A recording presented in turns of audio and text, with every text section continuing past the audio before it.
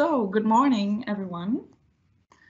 To one of the first sessions this morning. It's about the email-less office and chat-based communication in professional environments. My name is Alina Barsdorf, but I will explain a bit my background in the next few minutes.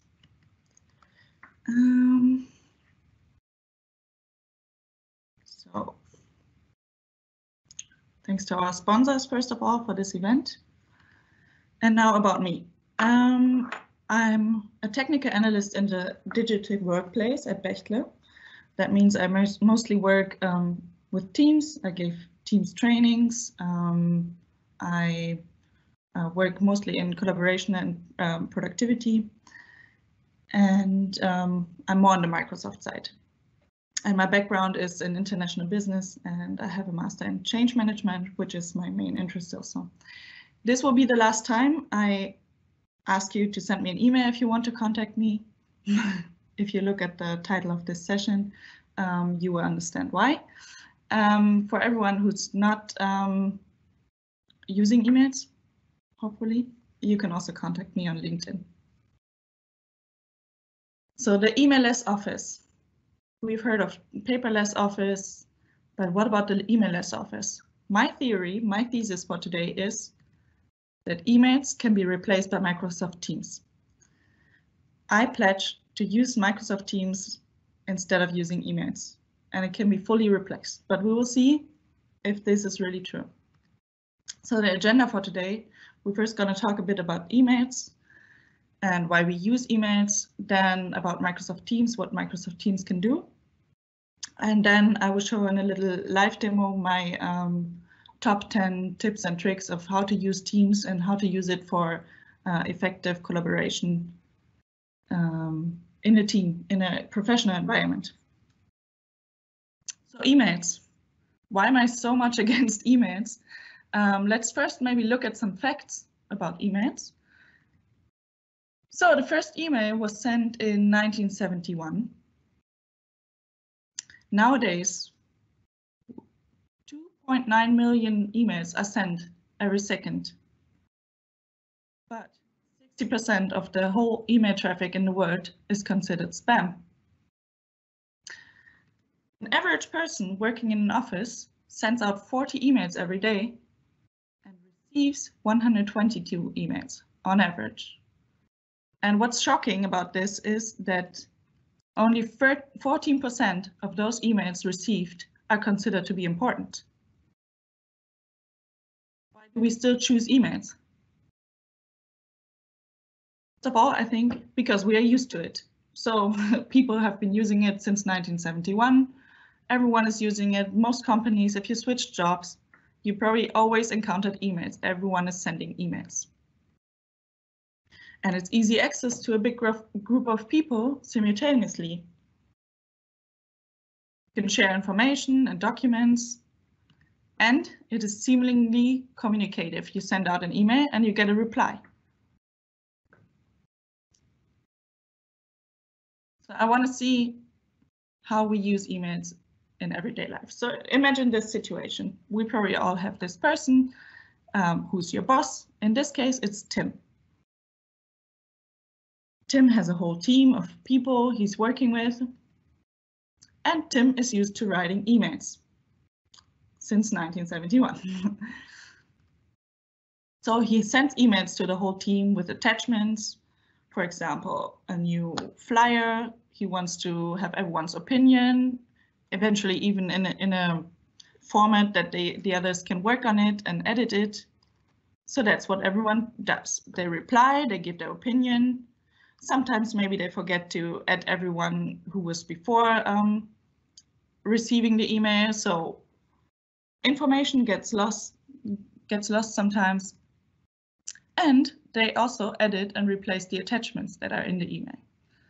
So in the end, well, we have a lot of emails. Maybe not everyone got the information. We have several attachments, several versions of the attachment, and it's all a bit messy.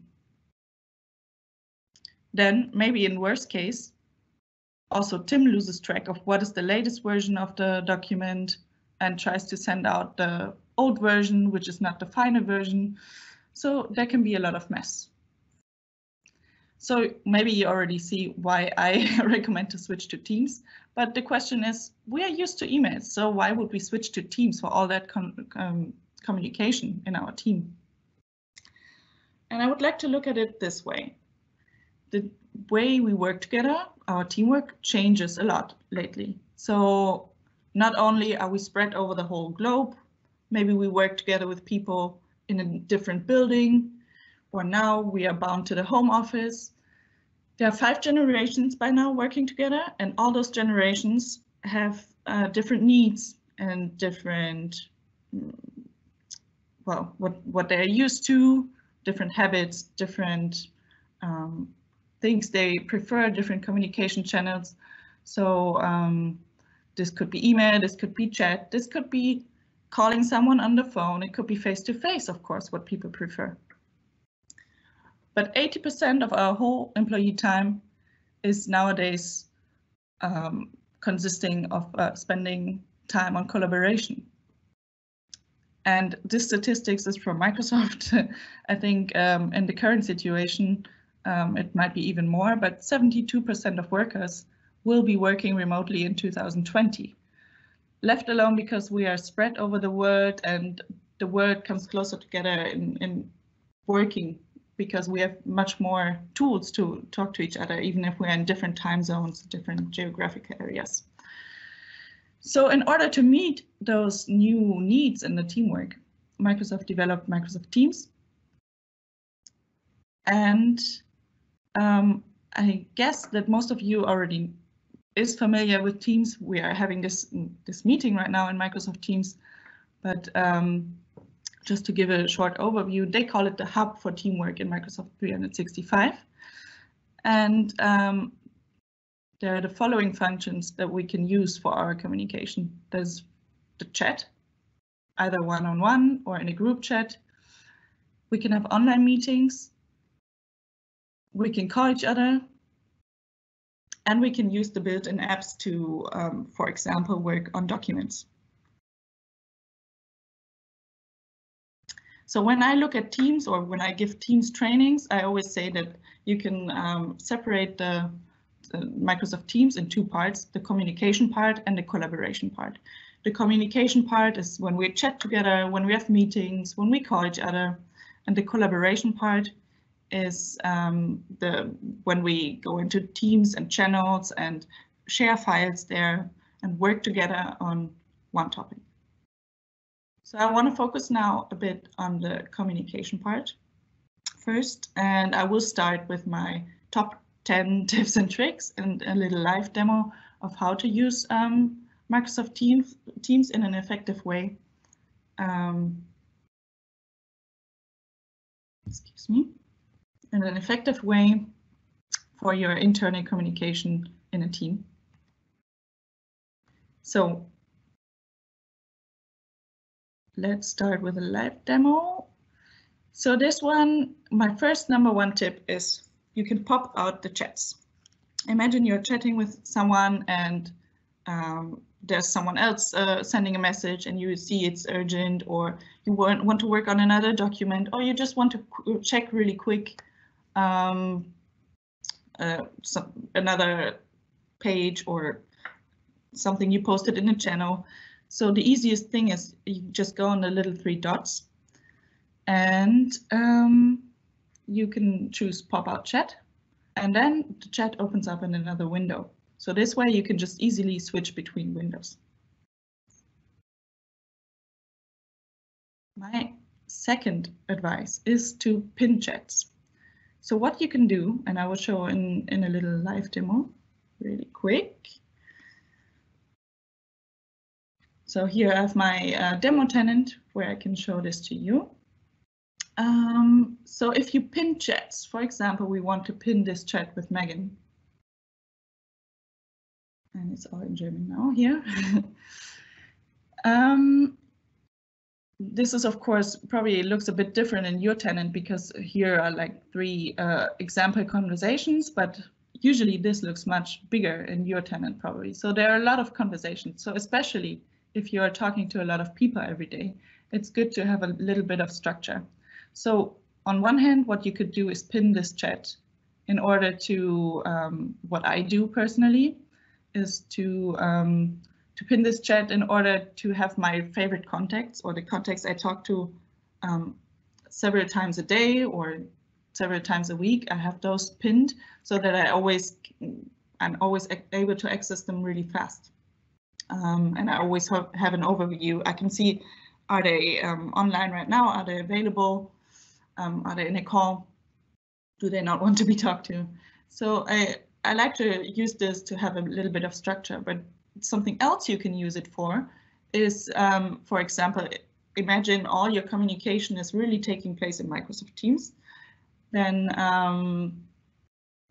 this would give you like I call it a conversational to-do list. So you see, oh, 5 people wrote me, but I don't have time to answer it all right now. So you just pin the chats, and then you can kind of keep an overview of what are the tasks that I still want to do, or what are the people I still need to answer today. And once you've answered and the task is closed, you can just unpin it again. And yeah, and then your to-do list is kind of taken care of. So let's get back to the presentation. My next tip and trick to use is in the chat, you can also, in this little toolbar down here, you can choose to create a new meeting. So just, I think this is only possible if your company is also using Exchange Online. But if they are, this would be really good. You can easily just click this little icon, and a new window pops up with where you can create a new meeting. So automatically, if you chat with a person and you push this button, then this person will also be an attendee right away. But then you can also just add more attendees. So just imagine someone is saying, hey, let's meet tomorrow and talk about this topic. And can you please also invite this and this person? You can easily just do this from the chat. So that's something I really like as well. It's really fast and easy. So those were some tips and tricks from the collaboration part, so chatting with individuals, from the communication part, excuse me. The collaboration part, we're going to focus on more now. So all the communication that is taking place in channels, in Teams. And that's mostly where you work together with several people, I would say. Several people at the same time, where you share information at the same time to several people. So my first tip is the formatting. I'm not sure if everyone knows it, so that's why I included it, because I think it's really handy. When you go to the toolbar, for example, in a channel, I will show in a live demo really quick also. When you go into a channel conversation, you can click, when you type here a message, you can click on this little A, and this is the place where you can format the whole text. So some may just type, and then if you want to do a second paragraph and you press enter, it sends the message right away. I think it happens a lot of times because a lot of times I just receive like, hey, Alina, and then a new message. So I think the intention is to have it all in one message, but not everyone is aware that you can just format it. So if you press this little button, the window opens and you can just type your text. And if you press enter, it just gives you a new paragraph. So I will show in the live demo again. We are going to the channels now. And let's use this one. We want to start a new conversation. Then we have this formatting box where we can just even add a title to it or make an announcement from it. You can post it in several channels at the same time.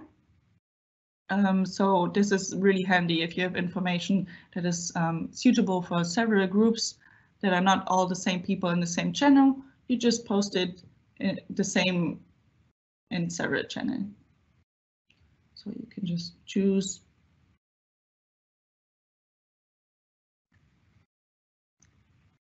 And yeah, oops, back to our presentation. And what you can do is you can link users. So I recommend to do this. When I post something in a new channel, I just also type add, and then you can choose the persons you want to link so that they notice that there's information that is important to them, or you can even link the whole channel. So you just type add and then the name of the channel. It will be suggested also, and you can just choose it. And then everyone who's a user in this channel will be notified that there's a new message. Then one of my most important tips and tricks, or one of my most favorite features of Microsoft Teams right now, is that you can just share files from OneDrive. And this makes it much more structured and much more transparent of what is the latest version. You just share a file. There's just one spot where it's saved. There are not several spots. You have, for example, a channel. And everyone, if you choose to take the document from OneDrive, from your OneDrive, everyone can edit the document simultaneously. So there's only one version everyone is working in. Then what I really like is that it synchronizes with OneDrive. So the document that is saved on your OneDrive is edited. This means you also don't have two versions. There's not one version in your OneDrive and one in Microsoft Teams, but actually they're synchronized. So whatever people are changing, or yeah, the newest version is also the one you will find on your OneDrive. So that's something I really find really handy, because one of the things I hate most is several versions of documents, and you don't know anymore which one is the newest and which one you should use. And as soon as someone works in an older version, the date changes. And so, yeah, it's really, really intransparent, I think. So I like this. Another thing you can do is you can adjust the notifications in Teams. So what I recommend to do is that you set your channel notifications, and I will show you in a live demo again. You can, for example, here, you can just choose channel notifications, in English at least, that's what it would say. And you choose custom, and then you can decide how you want to be notified when there's a new message in the channel. So you can say, I don't want to be notified at all. But you can also say you want to have it in the banner and the feed. The feed is this little place here where there's activities. There you would be notified. And the banner is the little window that pops up on the right corner, right bottom corner. So you can also choose that you just want to have it in the feed and not always those windows popping up. So whatever you choose, you want to have. And another way to see if there are new messages in your channels is, of course, when they are bold, like here, then you also know there's a message that you haven't read yet, haven't seen yet.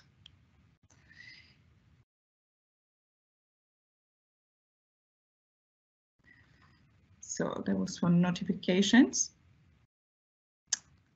Another feature I like is when you're in the channels, you can just press the Meet Now button and meet with everyone who's a user in this channel at the same time. I found out that there are two ways. Here in this picture, there's the little camera in the toolbar. I don't have this, I think, but what I have is in the right-hand corner in the top. There you would see this button. It says Meet and has a little camera. And you can choose if you just want to schedule a meeting for another time with the whole group that is in this channel, or if you want to choose Meet Now, which would be right away and open up a conversation, a call right away. Another thing that is kind of handy, sometimes maybe a bit playful, but handy also, you can use forms for little polls. So what you can do is you just, I will show in the live demo again. You can just go here, and in the browser it's not there yet, I think. Okay, this takes some time. So here you just choose forms in order to start a poll in this channel. And I don't know why it's taking so long. Okay, cannot be reached. Too bad.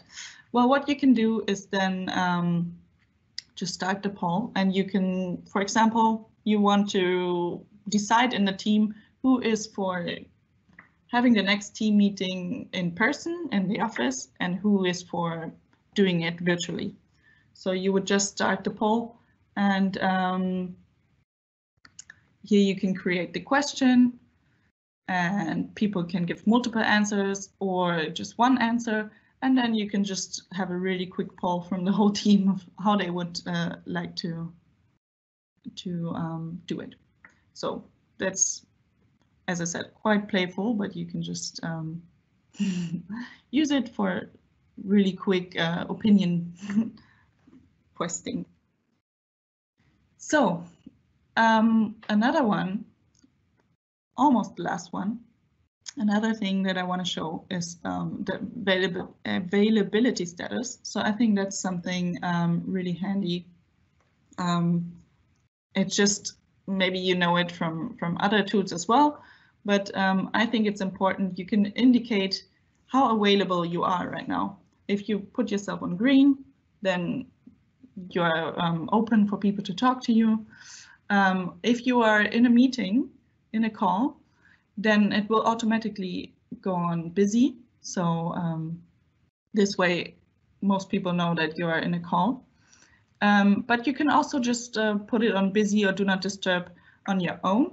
And this would actually lead to, oh, that was the wrong browser, sorry. And this would actually lead to people,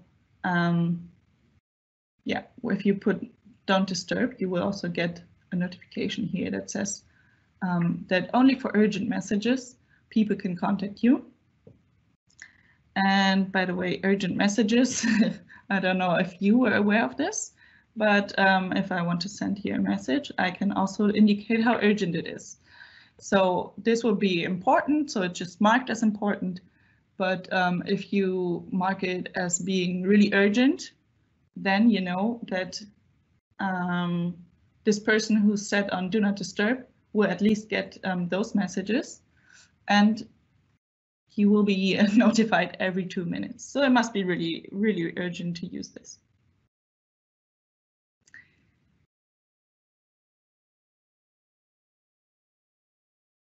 So, and now, last but not least, if you really, really, and that's my last advice, if you really want to send emails, you can't live without sending emails. There's one feature you can use in Teams, and this is sending emails to channels. So if there's an email that you received, even though you try to communicate in your team not to use emails anymore, and there's, for example, an important file attached to it, or the message in general is important, you can also send it to your Teams channel. And this is easiest to show you again in the live demo. So let's go to a channel. And here I tried it already to show you. But what you can do is you go on the 3 dots again. You go on the email address, and then it shows you an email address that is generated to send an email to the channel. You just go and copy, and then you could send your email to this address. And what happens is the email is forwarded to the channel. You can also download the email, that the original email, but you can also just read the whole email in here. And all the attachments, and that's something that makes it really structured again. All the attachments you will find in this newly created file. So there's the email message itself. And if there was an attachment, for example, a PDF, it would be here as a separate file as well. So I think that's a way to use emails as well. But really, my suggestion is use it as a last resort. And what I just see here right now is also that I forgot to mention. You can, of course, also pin your channels. So it's not only that you pin your chats, but this is more, I would say, well, you can probably use it for a to-do list as well. But what I do is I pin the channels that are most relevant to me and where I always want to see what's going on, or if I want to access them really fast. So if there's a channel that I use a lot, I just pin it here. So this was my last tip and trick. Let's see what this means for Tim. So we remember he likes to write his emails. He likes to send out the attachments. He gets a lot of replies with different attachments, with different opinions. So let's see if Microsoft Teams would be an option for him. So first of all, he's used to writing emails.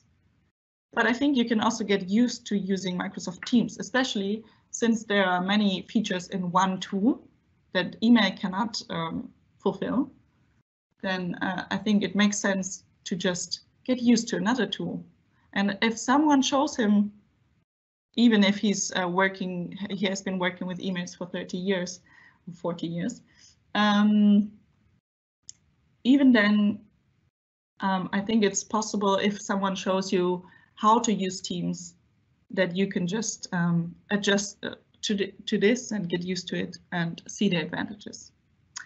So now he doesn't have to send emails to the whole team anymore, but he can actually just contact his team in a channel or even in a group chat if it's just a group of people that he wants to contact really quick.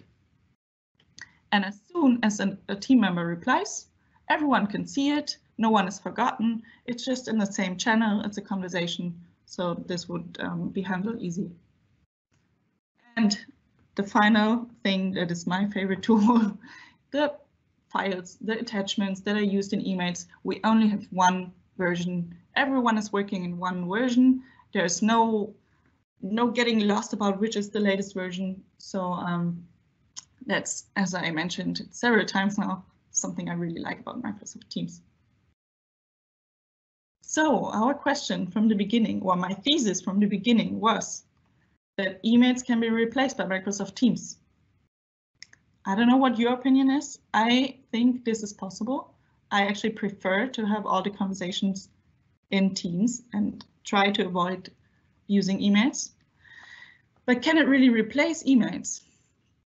I think you have to differentiate between external and internal communication. I think for internal communication in your team, in several units, yeah, in the whole company, for contacting people in the whole company, I think it's a good tool. And even for external communication, I think there are ways you can use it. So of course, meetings, we invite our customers to join our Microsoft Teams meetings, but also with the customers where we have a good relationship, where we work on a project together, where it's already said that we are working together, we open up Teams channels so we can exchange communication there as well. And it's much faster, it's much easier. You can just include the people that are relevant so that everyone who's involved in the project gets the information. So you can actually use it for some external communication as well. But of course, I understand that, well, business development is mostly done writing emails from a customer to a partner, or just in a way that first email is still the easiest and fastest contact, of course. So Microsoft Teams is really a closed environment that you can use when you already know and work together really close with other people. And in general, I would recommend reduce the communication channels. So it's fine to use emails, it's fine to use Teams, but try to really reduce it and not use WebEx as well, Jabber. What else do we have? Short messages. on the phone. So just try to focus on one channel and try to use this channel for all the communication. That will be Teams in my case. If you use mails, well, use mails, but make sure that everyone in the team is focusing on one channel so that it's for sure that information is only spread in this channel and that the person doesn't have to check several channels to make sure he really knows everything. And in the end, I think whatever you use, try to make it simple and structured. And that's in Microsoft Teams the same. You should use it in a way that you don't lose sight, that it doesn't get too messy. You don't have to create a channel for every little step in your processes, in your projects. Just try to keep it simple, keep it structured, and try to keep the conversation in the channel structured as well. So, as you might have noticed, I'm a big fan of Microsoft Teams, and I really try to use it instead of emails. And I hope today you learned why this is, and maybe you will start using it yourself as well in your team. So thank you for your attention. I'm not going to mention my email address anymore. So for all the Bechtle colleagues listening today, contact me on Microsoft Teams. They're for sure going to get an answer from me. And for everyone else, you can just find me on LinkedIn as well if you want to connect. So I would have a look in the Q&A next. But please don't forget to also evaluate this session and the whole event.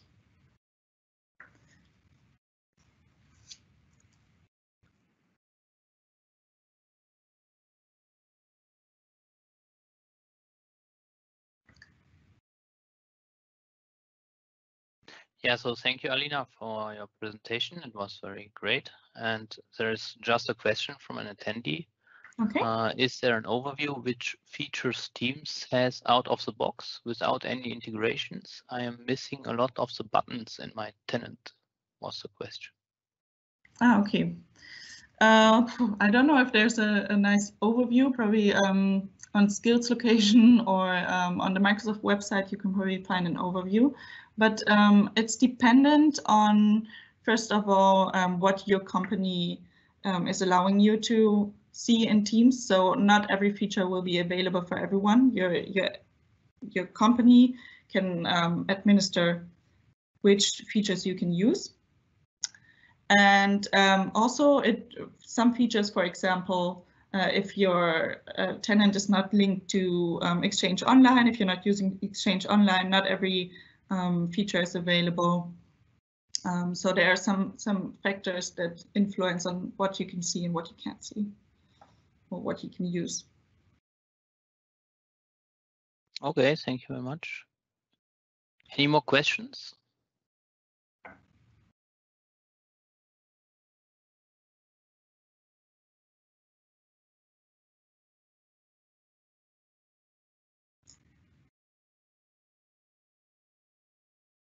I guess not.